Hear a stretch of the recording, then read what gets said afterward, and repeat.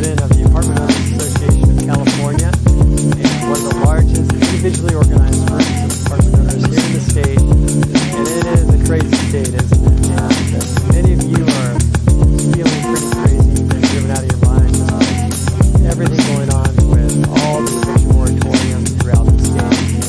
And that's definitely not a laughing matter at all.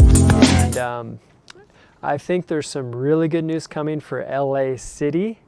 There's a recommendation that we've put a lot of effort in, that a lot of you have also put a lot of effort in. Last month when we did the Take Action Tuesday, some of you, not everybody, not even half of you, if half of you had, we'd probably already have this thing resolved. But some of you contacted Nuri Martinez, and were referred to other people in the housing department that have been creating a report with recommendations about how to end and when to end the moratorium. And so if you did that, you have made headway, and we should be hearing some good news. We'll see very soon, and Take Action Tuesday is going to be next week.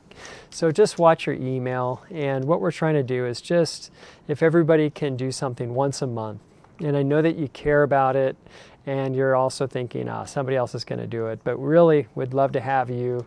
We really do need it for grassroots to work. Our grassroots approach to work, it really does take everybody instead of just a handful. And we have a great Gideon's Army. Some of you are amazing at it and have been great, and others, your heart's there, you just haven't gotten there. So let's get there this month for sure. Anyway, if you need closed captions, you can go to Facebook. Maybe you're on Facebook already. Hello, everybody on Facebook.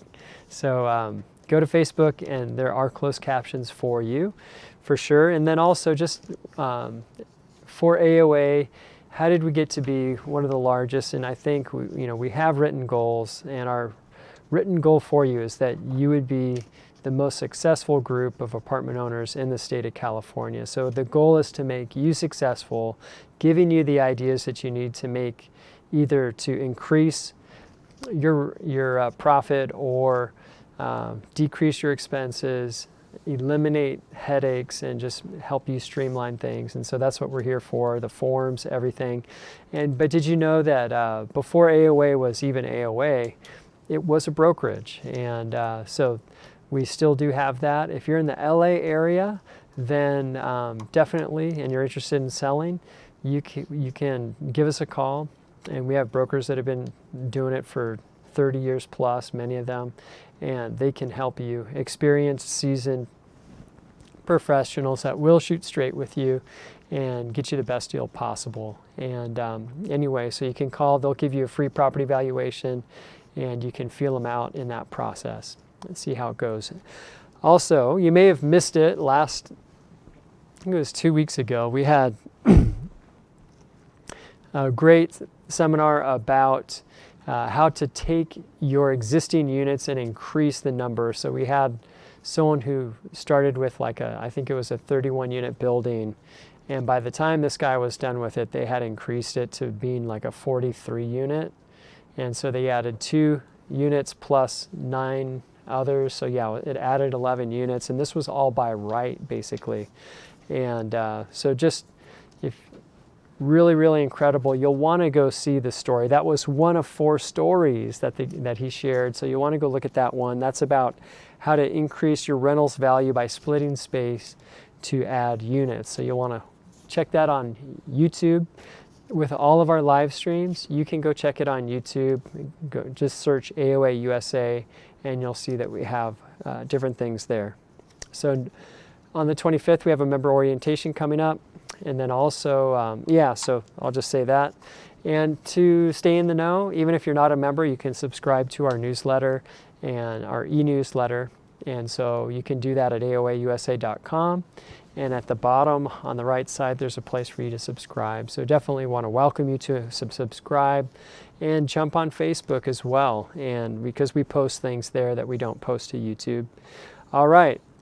So we're going to have questions at the end of this presentation. So just write your questions down if you'd like.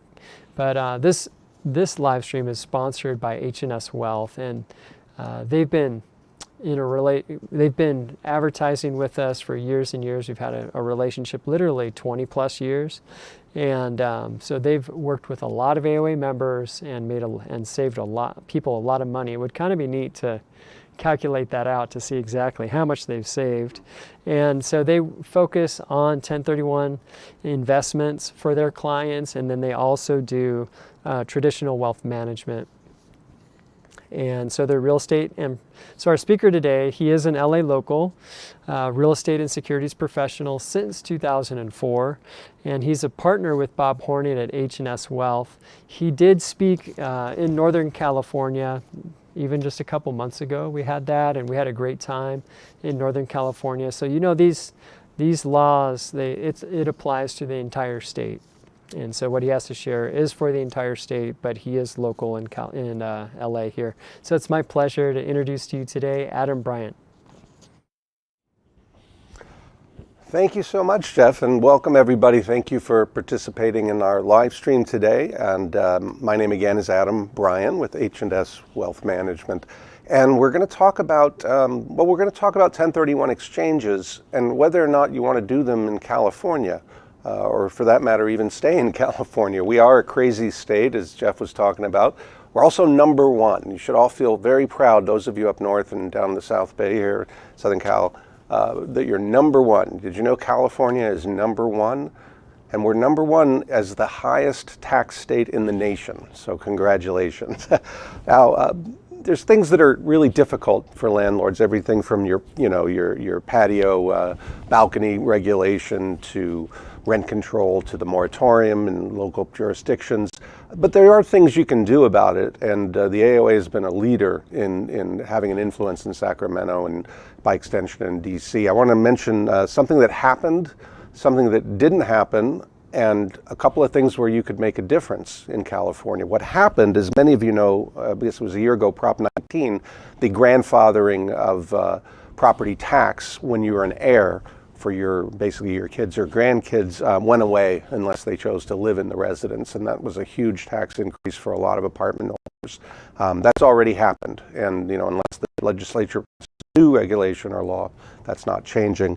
On a positive note, what could pass though and could potentially be avoided would be SB 679, and 679 wants to create a whole new governmental agency here in Los Angeles County, because we need another one.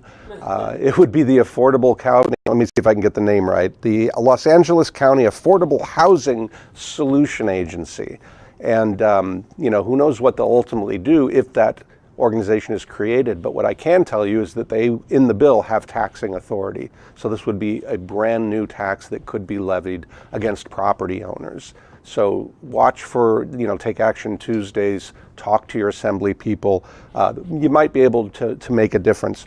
Now also, what proof do I have? Well, I can tell you, if you saw a recent blast that Jeff put out, in fact, AB 2383, which discussed folks that essentially ex-convicts, ex-felons who would have been treated like a protected category, like race or religion, where you would be accused of discrimination for not renting to that individual. Well, that was going to apply potentially to ex-felons, and that was fortunately defeated in the Senate, in the House, in the Assembly rather.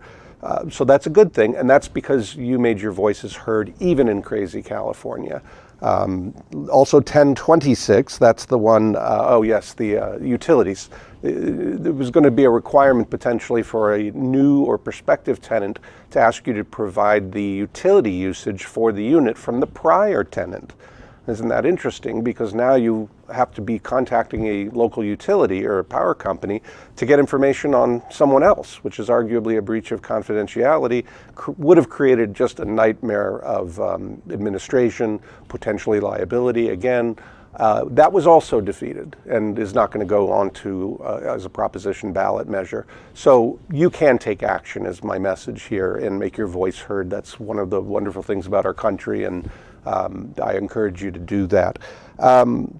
So now, on a federal level, just very briefly, I mentioned that we talk about this, and I won't go on too long. We all saw in the news that the Inflation Reduction Act was passed and signed by President Biden.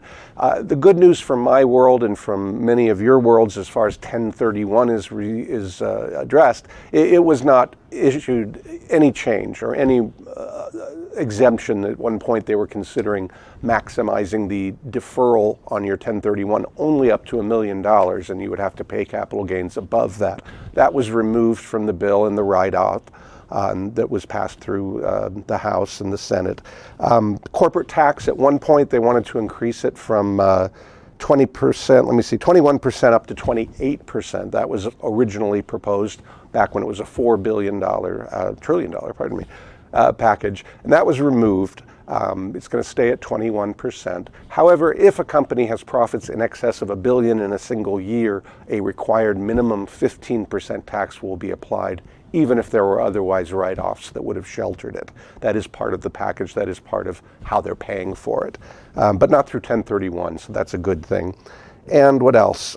$80 billion for the IRS. That raised a lot of eyebrows, and that's very relevant to my business in the 1031 world, because if there's an audit and they look at a 1031 exchange, you want to make sure everything was done properly.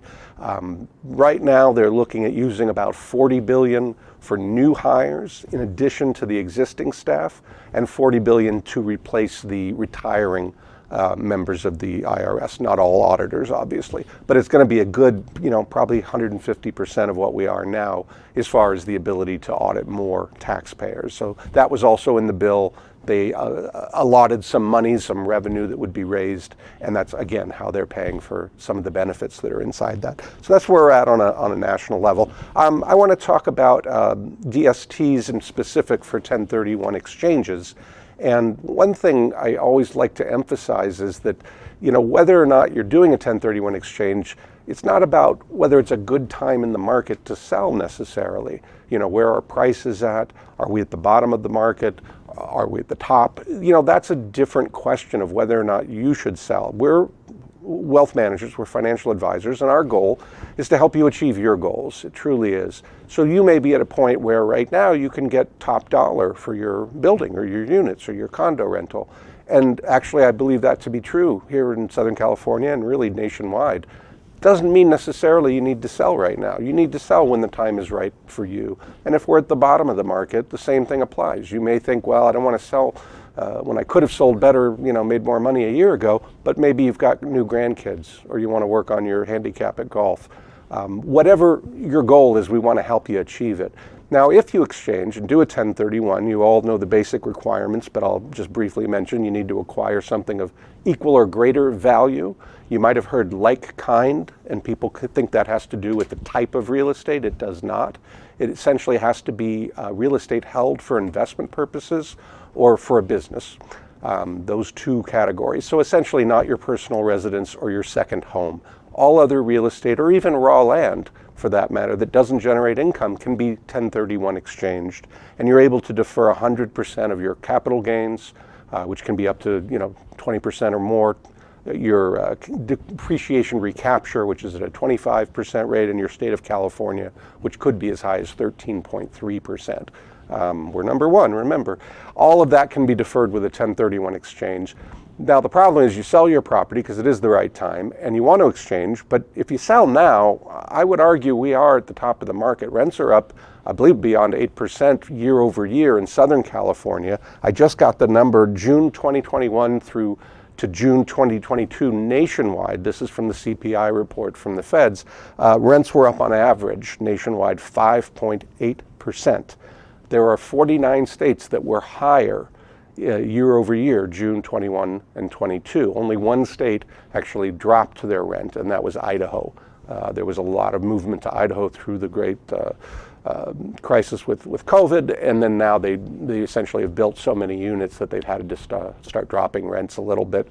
Every other state, though, there is lack of supply, and it's driving rents. It's built into this inflation number we're hearing so much about.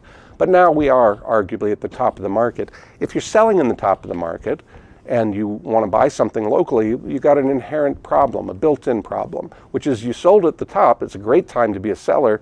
it's not the best time to be a buyer, right? It can't go both ways, at least not if you stay in the same market area. And that's what a lot of investors tell me. They don't want to sell now because prices are just so ridiculously high. On the other hand, they could cash out, if you will, and get that money, take advantage of the pricing, and potentially go to another market. Problem, of course, with that is that you're now an absentee landlord. Last option is to pay those taxes that I mentioned. Adds up to, for most people, about 35% to 40% of your net proceeds, the money that you make after everything is paid. Most people end up paying that in taxes when they cash out, as we call it. And that's the end of the story. A lot of people feel like those are their only options. I'd like to talk about a third option that most people are not aware of. It's been around for a very long time, since 2004, in fact, and thousands of people have done them, and many members of the AOA have done them, but they're just not well known, and that's because they are considered a security. That's why we're not real estate agents, we're financial advisors. They have to be sold and packaged as a regulated security. And as a result, there's no general advertising of these kinds of offerings. You'll never see a television ad for these DSTs, for example. There's a lot of consumer protection is what they would consider it, where you need to have a relationship with the advisor who then talks to you about the potential to invest in a DST. So what is a DST exactly? Let me go to some slides. So we talked about whether or not now is a good time. We've got these options. We can sell and pay the tax. We can buy in the same market we're in and probably pay a very high price. And now we have this Delaware Statutory Trust. Oh, DST stands for Delaware Statutory Trust. Just picture says 1,000 words. These are some examples. As you notice, these are very large assets. They tend to be 300 to 400 unit apartment buildings that we like. They all tend to be in the southeast of the country. So essentially DC, going all the way down to Florida and Louisiana, even heading west. They can be single tenant, triple net properties. So we can talk a little bit about that later, like Amazon is the sole tenant, and that may be a distribution center. But they're very large assets, call it $50 to $100 million in value. That's what a DST is. But I want you to remember that even though it's packaged as a security, as I said, even though it can be a $50 million distribution center in Idaho for Amazon, you can own a piece of it. And when I say you own a piece of it, I don't mean that you own a piece of it in a very minor way, like a stock, for example, or a REIT, R-E-I-T.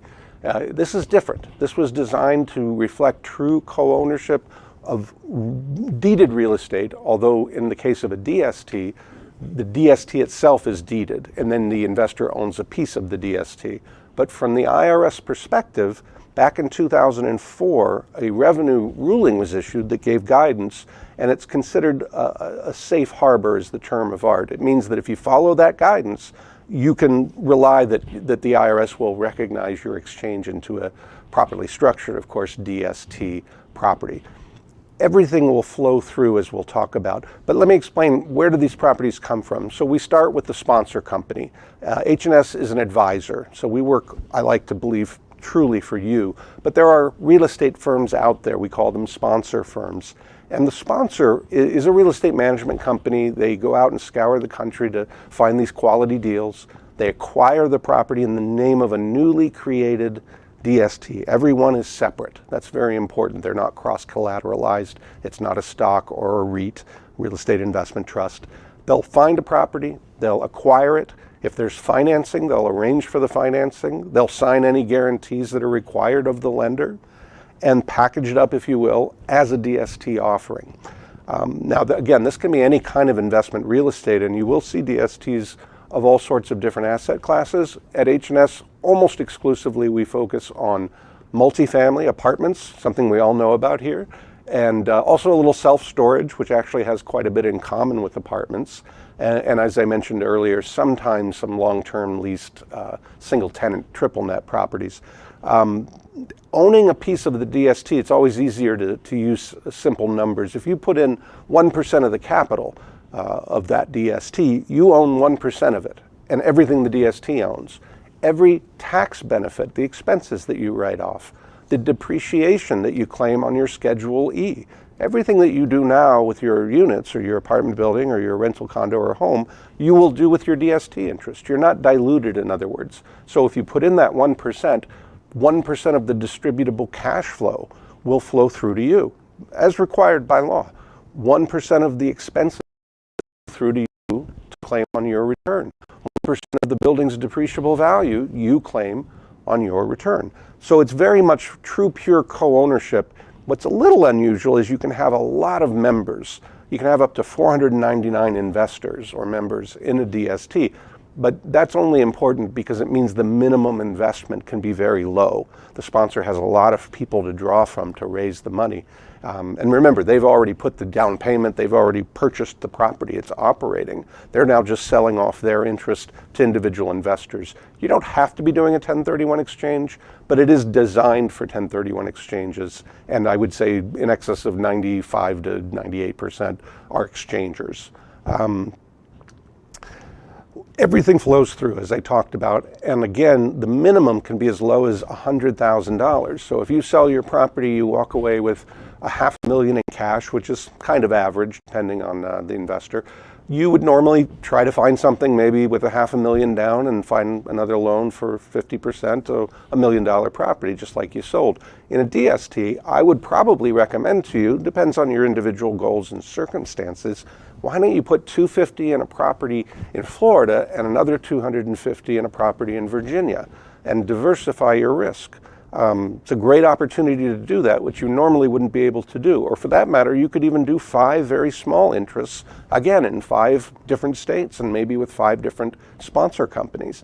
It gives you that ability to diversify. The best thing about the DSTs, I often say, is also the worst thing, and it's the same thing. It's the element of control. There is going to be a sponsor who's responsible for managing, running the operation, hopefully increasing the net revenue, and then selling the property, probably after about a 6 to 8 year hold period. That's the typical duration. And then you're back to doing another exchange or not in the future.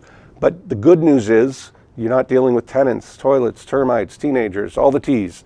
The bad news is you don't make all the decisions, and a lot of you have done very well in your careers of owning real estate. I see that all the time when I talk to members, and you know how to manage, and you know when to sell, and you know who to hire to take care of the property.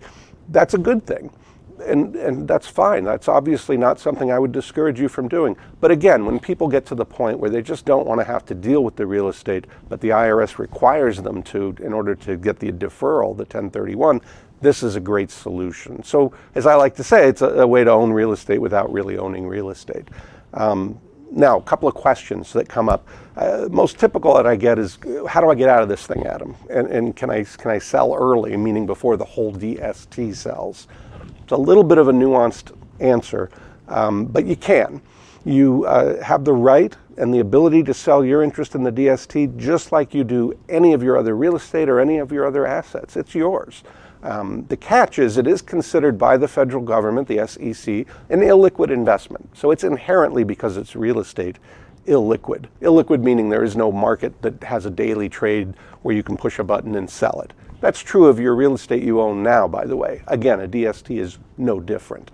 Now, if you get to the point where you want to sell early, you want to pull your money out, or some of your money, every DST has a built-in right of first offer, which means you would have the ability through the sponsor to offer the other co-owners in your same DST. Usually there'd be about 100, 150. Rarely does it get up to that 499 number. All those people might be interested in buying your interest and increasing their own position, either with out-of-pocket funds or doing another 1031 exchange. So there is a built-in group of people that might potentially buy the property, the interest in the DST, who already know it intimately. They already own a piece of it. You do not have to sell to them. You just have to make them aware that you're interested in selling. And practically speaking, that's often what ends up happening when people have exited early. Another co-owner of the same DST bought them out. But there's no secondary market. That's the key thing to know. You should probably invest in these, certainly not as a parking vehicle, but as a long-term investment. And again, typically, the average used to be 7 years. The new average has been the period of time they're owned. The new average as of last year is going to be in the beginning of this year about 5 years, and that's because we've seen this tremendous appreciation in the last 5 years. At this point in the market cycle, I think it might take a little longer. I don't think we're going to arguably do as well in the next 5 as we did in the last 5. That being said, I also don't think we're going to do very poorly.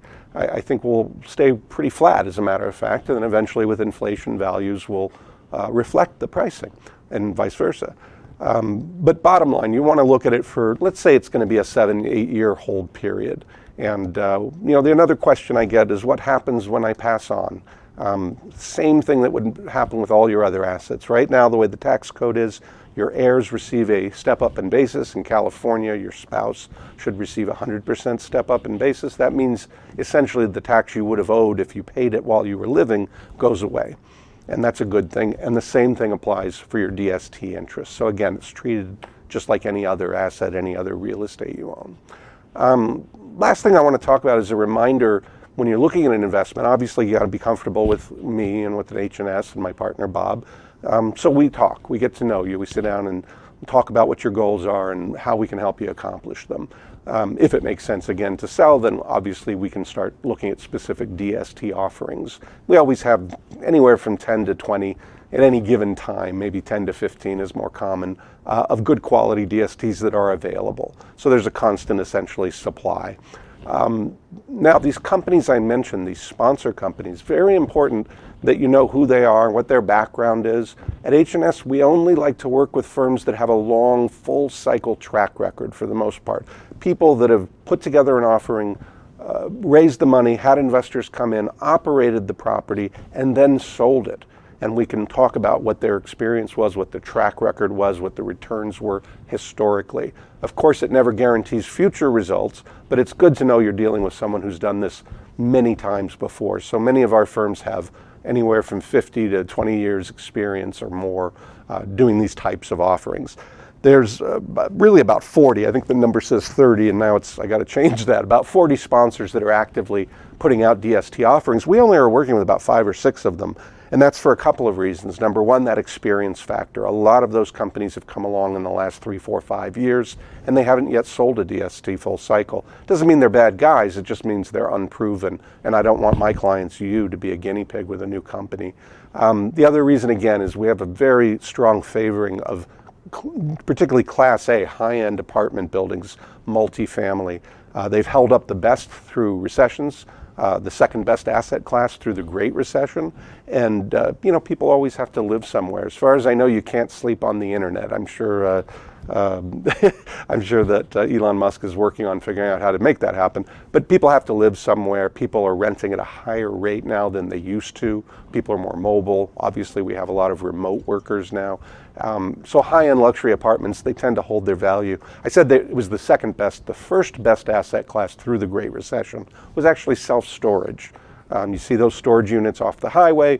They usually have an initial lease term of 6 months or a year, like an apartment, and then go month to month like an apartment. That means you can keep your market rates, your rents up, and maximize what they call NOI, or net operating income. The value ultimately that the property creates dictates the price and what it will likely sell for. So if we can focus on those asset classes, it helps accomplish our main goals. Number one, always first and foremost, is preservation of your capital. We don't want you to lose money on these investments. That's seminal. Number two is cash flow. We all like to see a check at the end of the month, and that's important. A lot of our clients supplements their income, or it's their primary income. Right now, the yields have come down. That's partly a good thing. The reason that the cash flow yields are lower is because the price of the real estate is higher. So the more expensive it gets, the less return you're getting on your money. So we'll call it around an average of 3.5%, 4% in the first few years. And that's a net number. So if you were to put in $1 million, your first few years would be somewhere around $35,000 to $40,000 a year. Again, you would then depreciate that interest in the property. You would shelter a lot of that income, write off the expenses, and so forth. But that's what you can kind of expect, and you'll see from us If things change and pricing changes, maybe it'll come up a little bit. We're also having this issue that I'm sure many of you have heard about, and that's interest rates are rising. They've risen very quickly and very dramatically in a very short period of time. And that's also having that negative impact on cash flow because the debt service or the loan payment is higher, which takes away from your net income. Compared to your bank, I think they're maybe throwing off 0.25%, so we look pretty good. It's all relative. But that's where we are at now, and that's important. The third thing that is a priority, but you notice it's third after cash flow and preservation of capital, and that's appreciation. Obviously, if you're in this thing for 8 years, you want to not only keep up with inflation, maybe even do better. You want to see a nice return at the end of the day. While it's never guaranteed, it's real estate. We focus on real estate that has the most likely chance of appreciating. So that's important. The golden rules of real estate. Everybody knows location, and whatever that third one is. I always forget that. Even in a DST, even with a 500 unit, $100 million, property, where is it located? What are the growth patterns in the market? What are the demographics? Where are the jobs? Really, a lot of it centers on employment. What is the income levels of the people around there? What kind of neighborhood are you at? What are the properties that are being built in the local submarket? All of those things are things you want to consider. We obviously work with you, show you what is the case in the DSTs that you're considering, but you don't want to forget that. You don't want to just see a name, let's say, of a company for a commercial property and say, oh, I know CVS or Walgreens is a really good company, I'll invest with them. You want to know all those questions, and with apartments in particular. And lastly, the age of the property. When I say Class A or high end, I generally mean within 10 years of construction. And let me tell you, the buildings that they build now, very different than here in California. Land is very expensive here. You can't make a DST pencil, it won't financially make sense. But when they build a new apartment building, again, you don't see too many in the Bay Area or in LA. These are like resorts. I mean, we're talking pet salon room and Amazon lockers and Misters, and I went to one in Las Vegas where everywhere you walked there was a Mister. They really are truly luxury apartments, and there's a market for that. Even in a bad economy, people again will rent. Sometimes there are folks that can't get a home, they can't afford the down payment, or they have poor, not good enough credit for the loan, or really there's a new class of what we call renters by choice. They can be empty nesters. They could be young professionals who want to be able to move fairly quickly and not be tied down to a single property.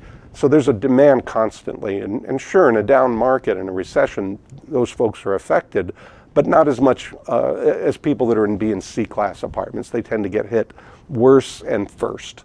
And then it sort of trickles up, kind of the opposite of President Reagan's theory. So that's where we like to have our clients invest their money, because why? It protects their capital, generates some reliable cash flow, hopefully, and we like to see some appreciation, certainly. Not going to necessarily double in value, though it may.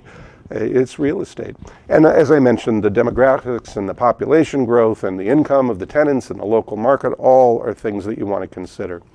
So with that, I'll just wrap up and say, if the DST option makes sense for you, and you'd like to hear a little bit more, reach out to me and contact me directly. You can reach me, I think my number was up there earlier, and you see it on the screen there. We will talk to you. We'll sit down and figure out what makes sense, and if it makes sense to do an exchange in the first place, we'll make available to you what those options are, and we can share them with you. Thank you again for your time. Thank you, Jeff, for having me. Really appreciate it. I love doing these events. And if you have general questions as well, no obligation, of course, give me a call, and I'll hand it back to you. Great. Thank you so much. All right, here we go.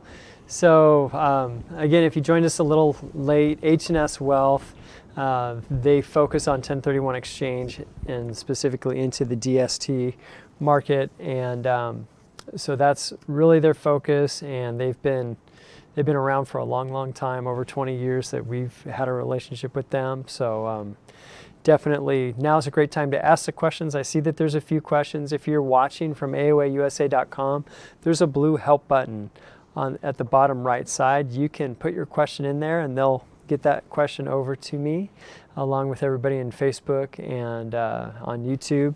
So go ahead and you can ask your questions. And just to respond to that, some of these things that are happening, the Inflation Reduction Act And just thinking them hiring a whole lot more auditors. And man, I just feel like we've really been targeted as apartment owners, and I wonder if that's going to be, who they're going to target with those extra auditors. You want to make sure that you have your books in order. Make sure you do that really well, and use a good tax preparer for that. And I think we'll be having a tremendous tax preparer share at the AOA trade show. That will happen October 27th. You got to mark your calendars for October 27th. There'll be someone that'll share there, and she's amazing. And then also we have the property management software that'll help you prepare what you need to prepare so that you can hand it off to the tax specialist. And beyond that, also, I know that Adam and H&S Wealth, they will also be at the trade show, and they will be speaking, and they will have a trade show booth. And Adam, tell me what your experience has been with the trade show. How have you seen members benefit or owners benefit when they go to the show? What have you seen? Yeah, it's a great time for people to get educated, to shop and compare vendors, and talk to other owners and share experiences and get best practices. I see a lot of positive things, and I've noticed we were talking earlier that with COVID kind of subsiding, we're seeing the numbers grow, and so we encourage everyone to come out. H&S will have a booth. We always have a booth near the center, near the AOA central headquarter booth, double wide. So come by and you can meet me in person and we can chat. With regard to the Inflation Reduction Act, that question that Armando asked, he specifically asked whether or not it would eliminate the step up in basis for the spouse. Great question, Armando. In the original write-up, the Green Book, as it's called, the president asked for that in the $4 trillion, I still have trouble remembering to say $1 trillion bill. There was the potential to remove that step up in basis. It's been in place since the 1950s and would have arguably generated more tax revenue to pay for all of that. And that was not in the Inflation Reduction Act that did pass yesterday or the day before, I think it was. They removed that. So fortunately right now, we have that remaining tax benefit of a step up in basis. All right, so here we go. We'll go to the questions. We have Carol. We were ready to do a 1031 exchange for their rental, but the COVID tenants won't leave. And I will let Adam address it, but I want to this thought came to my mind last night. And, we have all endured. We have endured through this whole thing. And I think we're at a place where we're going to be overcoming. And so if you can hold on a little longer, if you sell that property as it would kind of be like it's distressed in a sense. And so you're not going to get top dollar. If you can hold on and overcome with all of us. And again, our goal is that you'd be the most successful. But again, then it comes down to timing. Like if it's time, and you just got to do it. But anyway, yeah, I'll let you answer it. Yeah, I love your positivity, Jeff. I absolutely agree. It would have to be a required disclosure, of course, in the sale. And as Jeff said, like a distressed property or a property with a current challenge, it's going to impact your price, no doubt. If it's the right time, though, then you're just going to make a little less than you would have. But I do agree, and I not only appreciate Jeff's positivity, I share it, that optimism. And I do think if you wait perhaps a couple more quarters, sometime into maybe summer next year, even that long, I believe we'll get kind of back to normalcy as far as these moratoriums are concerned. As you know, they keep trying to extend it. But looking, I'm certainly no virologist, but looking at the news and reading what I've read and seeing the reports, it does appear that with this new variant that's not as serious, and they've removed a lot of the restrictions, mask requirements and so forth. So I think if you just hold out, honestly, it would be my general advice, not knowing your personal circumstance. If you wait 6 months, maybe 9 months, I think you'll get back to that top dollar sum. There's no prohibition. You can sell the property. You can do a 1031 exchange just like normal. Obviously, you just have that challenge of that one tenant. Right. And, the eviction moratorium will come to an end. I think we'll see it soon for LA, Alameda, the other areas. I have no idea, when it will come, but I think things usually are kind of related, and then they follow each other. But hopefully everything will end soon for everyone. One thing that I want to see happen, one thing that really, really needs to happen is that there needs to be accountability. And so, right now there's so much protection for tenants against harassment. And I think we need to call for a carve out for COVID, because you can't harass the tenant, and so you can't really say, well, is it really COVID hardship? You can't even ask the question. And they're already denying due process. We already have a lawsuit against the LA County with that. And so what I think we all should ask for, besides an immediate end, is that we would have a carve out where we could challenge the COVID hardship and have a third party assess whether there's a true COVID hardship or not. And this immediately, you'd have a lot of people that are not claiming COVID hardship. And so that's something that I'm asking for, and it's something that you can ask for. So just think about that. All right, next question. How do we set up a consultation meeting? John on Utah. Yeah, that's my favorite question, John, and the answer is really simple. It's just to give me a call. You can reach me direct at the 310-903-6757 number, the 800 number you also see on the screen earlier. And we'll talk. We'll talk on the phone. We'll sit down in person. Generally, I like to meet folks. I find that we're talking about anywhere from $500,000 to $5 million investments. People want to look you in the eye and know who you're dealing with, and I agree. I feel the same way. So just simply give me a call initially if you just want to chat on the phone. That's perfectly fine. If it makes sense to sit down and meet in person, that's what we'll do. All right, Mark has a really good question. Mm-hmm. How do you protect yourself from overpaying for a DST investment? Yeah. How does it all work, and how are they motivated to give you a good deal? Share that with us. That's a great question. So because these are, again, highly regulated securities, it's a little bit different than other types of investments. I would tell you your question specifically was to protect yourself from overpaying. The tier of sponsors that have been around, that have experience, certainly the ones we deal with, and even some of the ones we don't deal with, they all have pretty standardized pricing. You're going to end up seeing what we term the load, or the cost above the purchase price and reserves. It's going to be roughly the same. If someone's talking to you that's not me about a DST, and they're not telling you specifically what the costs are, they're avoiding talking about it, that's your red flag. So ask questions, ask directly, what am I paying, what's going into the real estate, what are the advisors getting paid, the broker dealers getting paid, the sponsor.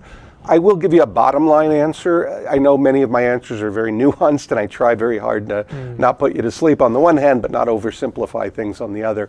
If you think of a real estate purchase as having a 6% load, 5% could be 4% commissions, and 1% could be a 1.5%, 2% closing costs, transfer fees, etc.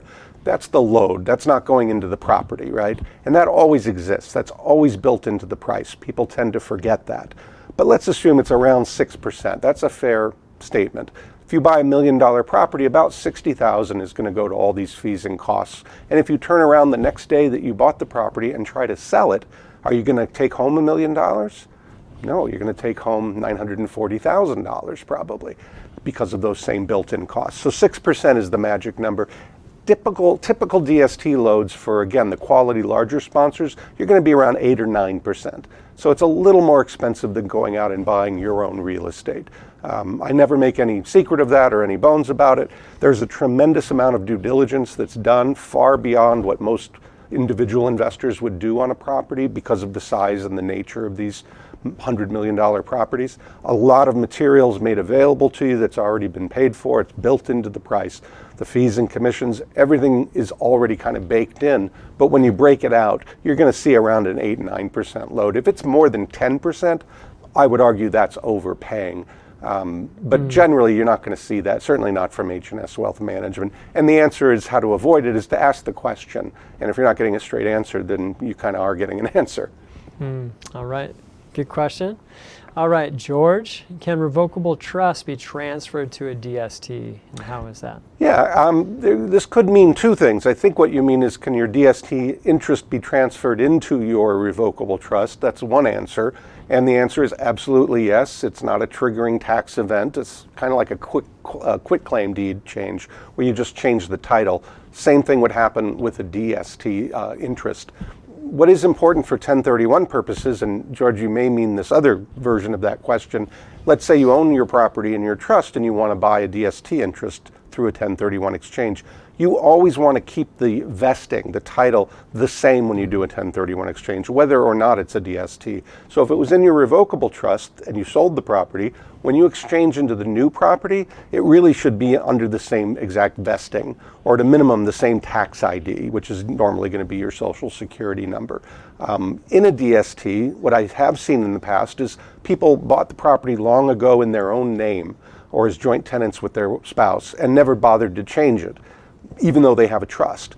They sell the property in their name. So what we do is put them into the DST property, if it's a DST, in their name, as they held title before. After a period of time, it's kind of a gray area that you might discuss with an accountant, and we can certainly consult with you. But after some period of time after you've closed, you can then change the title of your DST interest from your name into that trust that you set up, that you never put the old property in. And that is the best way to do it, to have a revocable trust. But as far as the ownership, the DST, there's no prohibition. It could be an LLC, it could be an S Corp, whatever vesting you have, that's what's going to own your DST interest. You just want to keep it consistent, particularly the tax years that you're doing the exchange or Great. year.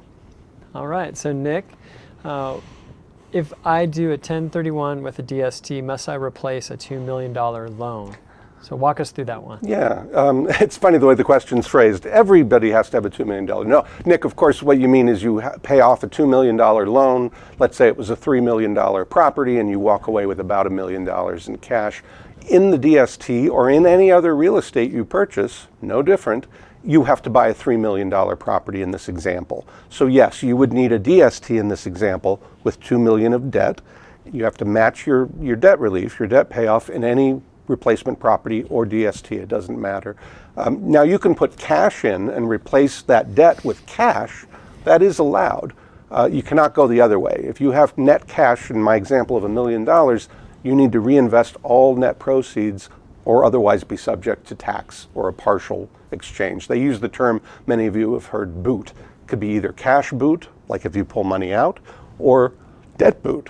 And I can tell you, after having done this 20 years, people don't realize that. They sell their property, they depreciated their property, they got some tax advantage, right? They sell based on the purchase price and the sale price, and that's their capital gain.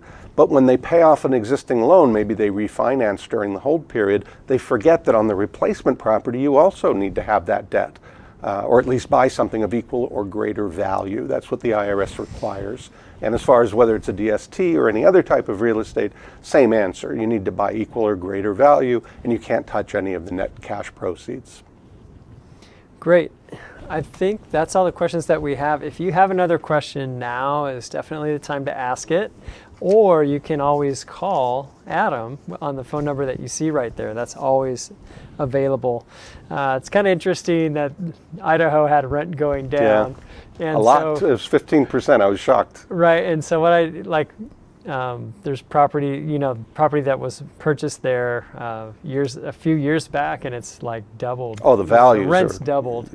And so we're not seeing that, like with the property management company that's managing property, we're not seeing the down. Good. So I'm kind of shocked. I'm like, oh no. It's an average. So remember, averages and figures can be deceiving. Maybe we bought the right location. Exactly. So maybe that is what's going on.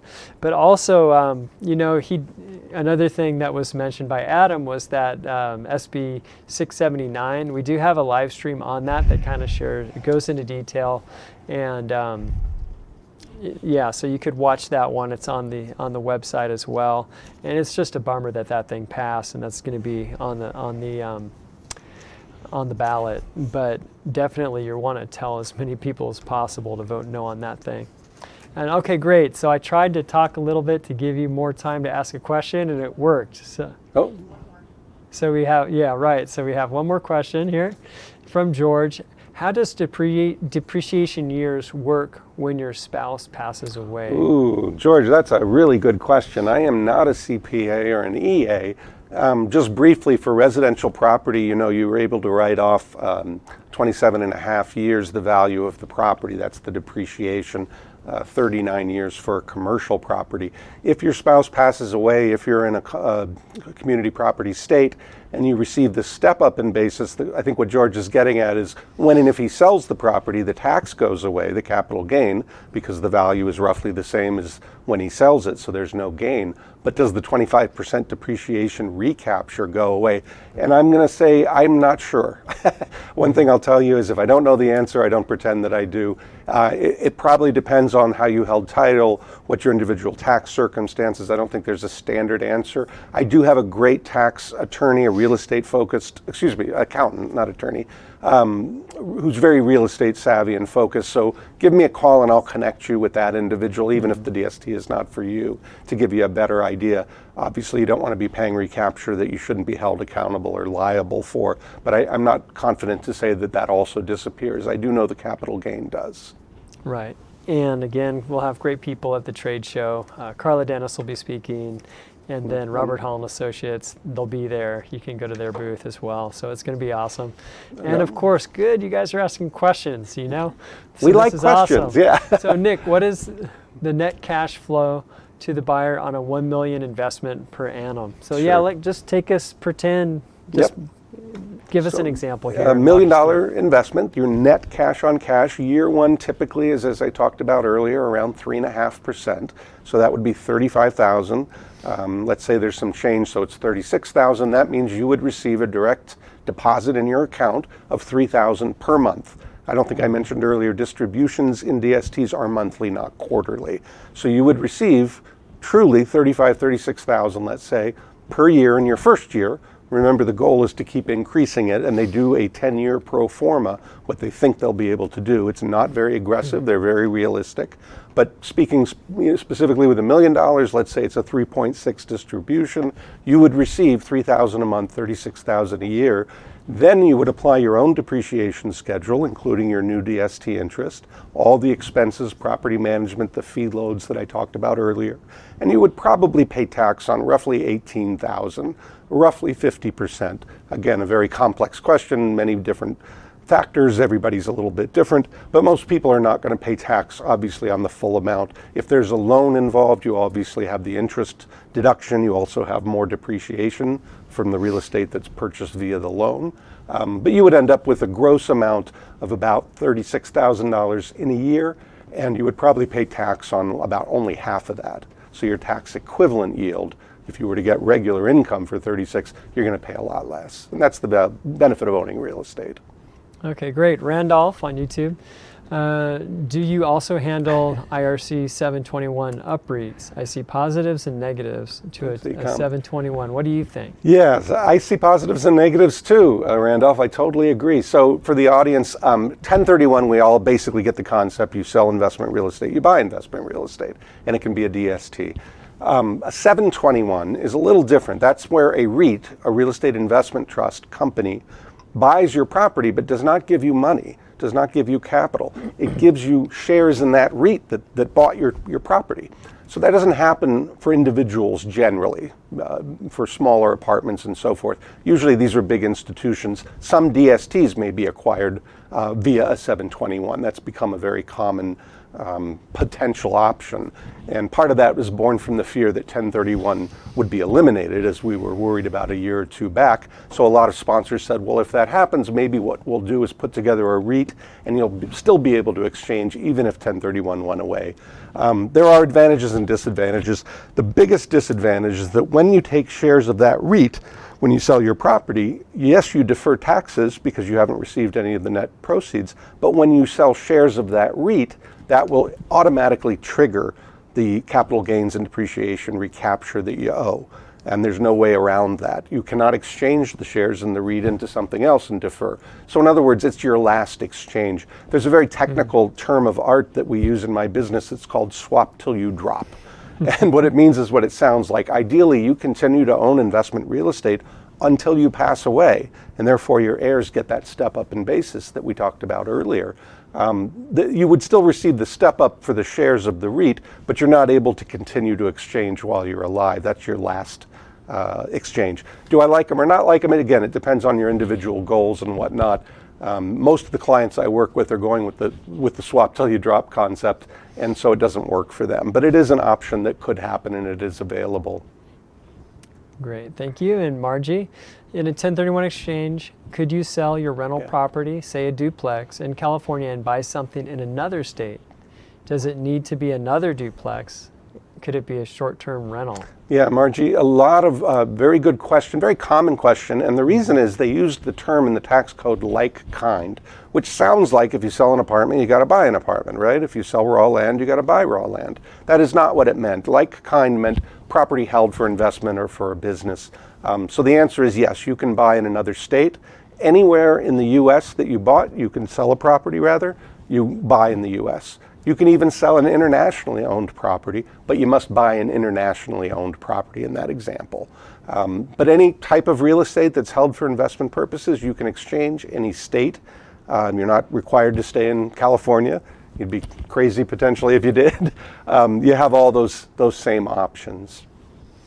All right, and for the, okay, so here we go. Jill, if I sell something, can I invest part of the proceeds in a DST and a bit in a 1031 single family residence or a duplex? Can they split that?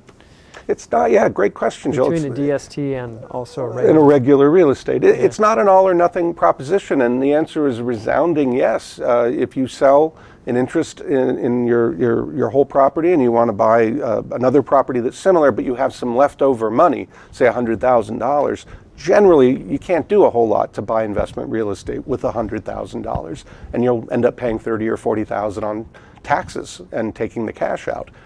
That's what a lot of people will use a DST for that leftover. I get that quite a bit. So you absolutely can do that. By the way, you can do a partial exchange, which is to say, take that cash out and pay that 30 or 40% in tax. And again, that's perfectly allowed. It's just that you'll have boot that you'll pay tax on. But if you want to reinvest all your proceeds, even under $100,000, give me a call. It's a conversation. But I have had clients that had a little leftover capital, could be quite a bit of money, $90,000, $150,000, and you can't do much with that, even in Idaho anymore. But you can buy an interest in a DST, so you absolutely can take advantage of it that way. Right. And Carol has a question that's a little outside the scope. It's a cash for keys question. So there are buyout agreements. Highly suggest that you talk to an attorney and work that out. And it also, everything really depends, again, just speak to an attorney about it. If you're an AOA member, you can call in and get a recommendation, and then also it's in the magazine. If you go to the magazine and you just open it up, that very front page has listings with all different types of vendors, including eviction attorneys, so you can see it there. If you don't get the magazine, you can go to aoausa.com. There's a contractors and vendors tab. You can click on that, select your area, and then put in eviction attorney, and you'll be able to talk to somebody who is qualified and will give you a good give you accurate information, and then you can figure out whether that's something you want to do or not. From the 1031 perspective, just briefly I can tell you, as Jeff suggested, you want to talk to counsel about that. The ultimate sale price that's recorded is going to be your sale price, so any expense you incur prior, maybe putting on a new roof or cash for keys, that's not going to change your 1031 in any way. That I'm confident of, but I don't know all the regulations around it. Right, okay. Okay, and Shelley, is there a time limit for renting out an exchange? May it become a principal's residence? Yeah, that's a good one. That's another great question, Shelley, another very common one. So let's be clear. When we talk about time limits, those of you that have done some research are going to say, oh yeah, it's 2 years, or it's 2 years out of 5 years, right? Sounds familiar, right? And that's actually not exactly true. That's what's called a best practice or a safe harbor. The reality is the IRS generally does not go back 3 years or earlier when they audit you. So believe it or not, that's what that's born from. Now, If we're talking principal residence, that's a little bit different, but let me be clear, you're not required to rent out your exchange property. It has to be held for investment purposes. You can't buy it and make it your home. That would invalidate your exchange. So keep that in mind. It's investment held property, can't be your personal residence, can't be a second home that you claim on your return. Any other type of property you own, you might just be buying it to hold and hope that it appreciates and sell and you never rented it. That's allowed. Now, when you talk about a conversion means, if you lived in your home for 2 years out of 5 under the 121 personal residence tax exemption, that's that $250,000 to $500,000 in profit that you don't realize or the IRS doesn't ding you for on your personal residence. In that case, you do have to live in it for 2 years out of 5. Now, I'll give you a good case study we heard recently. Jeff was there at a seminar, and that was somebody who bought a condominium as an investment property. They closed escrow, and then they read the CC&Rs. Not a good idea. When they read the CC&Rs, they found out that it could not be rented out. It had to be a personal residence. So within 30 days, they immediately sold that property and did another exchange. So those of you that think you have to wait 2 years, this is an example where that investor properly did both exchanges, his intent was pure, was correct, and there was a business reason. Likewise, if you buy an investment property and you decide my life has changed and I want to move into it and make it my personal residence, you can do that. It cannot be your intent, but you absolutely have the right to have your life change and make that decision. In order to take advantage of that 121 tax exemption, you would have to live in it for 2 of the last 5 years when you sell that property. The period of time that it was an investment property, you would be still liable for the capital gains, but you would be able to take advantage of the $500,000 if you're married tax exemption. Little tricky rules and regs and a lot of confusion about it. I can tell you from my experience, the IRS is very good at being vague when it suits them, and of course vague when investors are trying to maximize their savings. But those are the basic rules. It always comes down to what's known as intent. What were you really trying to do? And you maybe really decided to take your rental and move into it. That's perfectly okay. Great. Hey, what do you guys think? Adam is amazing, right? Oh, thank you. So he is amazing. Give this thing a like, and it'll kind of get it out there a little bit. Share it with your friends, and I really hope we can see you at the AOA trade show. I know it's in LA. It's at the Long Beach Convention Center. So some of you, it's just not going to be possible, but we'll see you at a seminar sometime soon if you're in Northern California or other areas. So yeah, so we'll see you, and definitely next. On the 25th, we'll have that member orientation, and we'll just kind of go over things that benefits, some of the benefits that you have and how to use the website. Talk a little bit about tenant screening and some of the different things that we're doing, tools that we want to put in your hands to make life easier for you. So we'll see you on the 25th of August for that. And thank you, everybody, and we'll see you next time. All right.